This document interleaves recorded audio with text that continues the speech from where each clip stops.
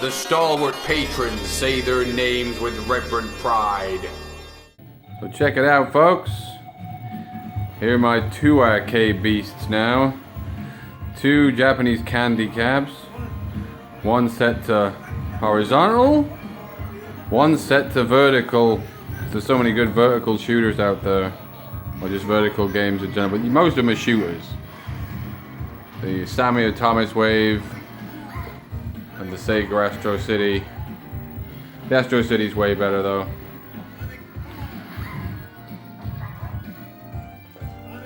It's an unmistakable picture that's unsurpassed. There's a great picture on the Thomas Wave. It's a tri-sync, which means it can do 15 kilohertz to 30 something. I forget what it is. So it looks really good. Only got this the other week.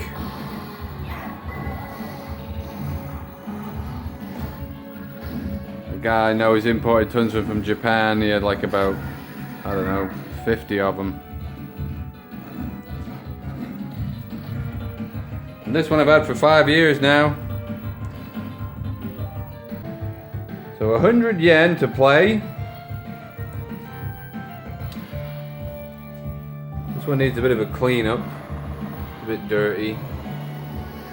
And I've got to find some kind of artwork for that marquee thing. What's running inside it? It's quite powerful. That there is a PC rigged up to the jammer harness inside the cab. And you know, you put all the arcade ROMs on that using Groovy MAME, so you get literally arcade perfect resolution, etc. That's the coin mech door. That's where you can adjust certain things on the monitor on this thing. And on this cab, it's the same deal. You open it up. Inside is a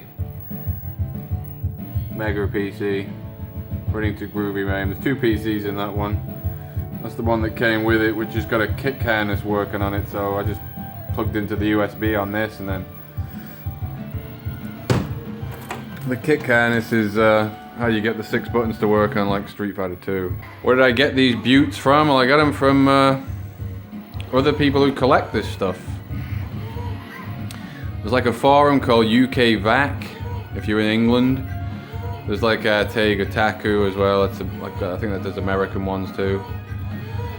And there's loads of people selling them. Importers who will get them in and sell them, and people who own one who get bored or need the money and resell them on.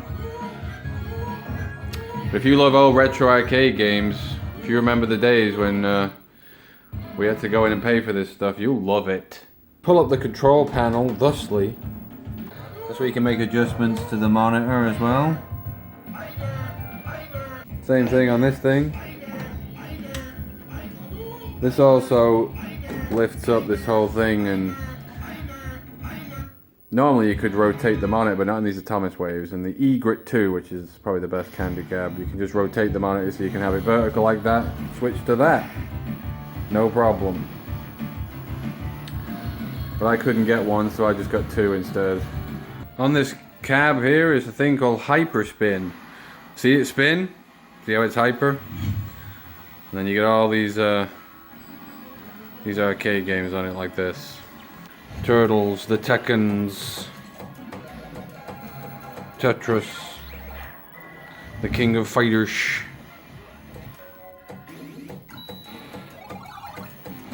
I mean, you name it, it's completely on it. Alright folks, thought I'd do another video on my sort of setup here in the office where I work every key day. My new retro setup, blown out by this weird lighting today because it's dark outside even though it's daytime, because it's England and it sucks. So that's the main key desk key area where I edit and voice the vids and so forth. This is my second CRT. Cathode ray tube, that stands for old school TV. A Bang & Olufsen. It's got a pretty good picture. Look at those scan lines, they're unsurpassed. I mean, this is how you're supposed to play old games like this. Look at the unmistakable complete picture.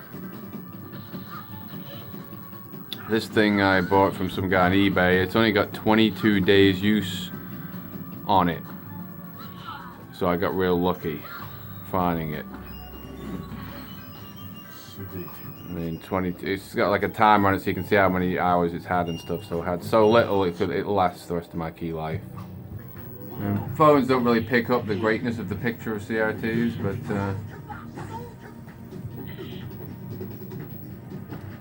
this is how to play old games. You don't play them on an HD. You don't play them on that. That's for modern games like Mario Odyssey, right? And this is my second professional video monitor I got, but it's only 20 inch. That's why I got the Bang & Olufsen, because that's 25. But this has got the better picture though.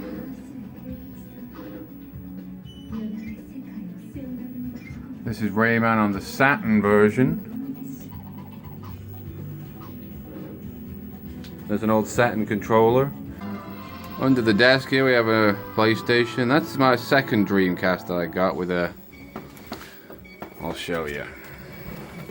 Inside it, there's no disc drive, just a SD card, so you can put all your Dreamcast games right on there.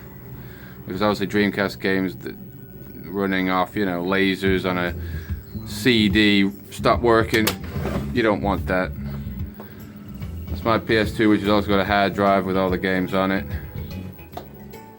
Can't really see that in the dark. But that's where all the scats go in, this G-scat thing. That's this thing called the OSSC, which you hook up old school stuff through a scat lead, and then it goes out from a HDMI into, you know, the PC so I can capture it. In the dark there's the Saturn, original Saturn, which is capable of playing all key regions. And that's my original Dreamcast under the Bang & Olufsen, which still plays discs. And check it out, the Dreamcast for fighting games is horrible. So I've got a Saturn controller hooked up through this device that goes into the Dreamcast. So you can play with a proper fighting game controller to the horrible Dreamcast pad, which sucks for fighting games. That's a hard drive called Keith, which is backing up all the YouTube vids. Powerful Keith drive, it never lets me down. Yeah, the PVM is an ugly looking thing, but it's got an amazing picture on it. It's a real nightmare to adjust the geometry on it though. You actually have to take the back off it and then put like a screwdriver in to adjust the stuff, which is why everything's quite off. Trying to run about 50 different game systems on it's a nightmare. There's a crack in my new Wii controller I bought playing Mario Yoshi's Island the other day. It really made me mad. Annoyed about that. The G-Scat you can buy off a guy who builds them on the web and stuff if you've got like loads of retro setups like this for scat games. The way it Keeley works is it'll just know which one's, you know, running at the same time. So right now the Saturn's on. Let's turn that off. Then let's turn on the Wii, and then it just recognizes it, see? And see the Wii setup here.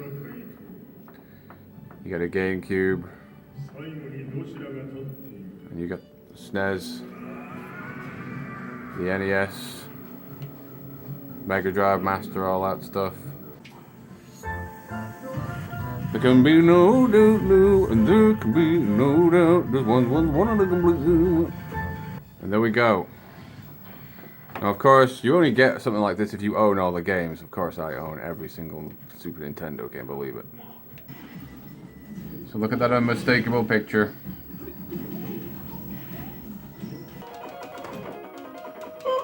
What the fuck? I don't think I can be bothered anymore. All this way back, every fucking time. This game is trash right now. I've had enough of this, I think, people.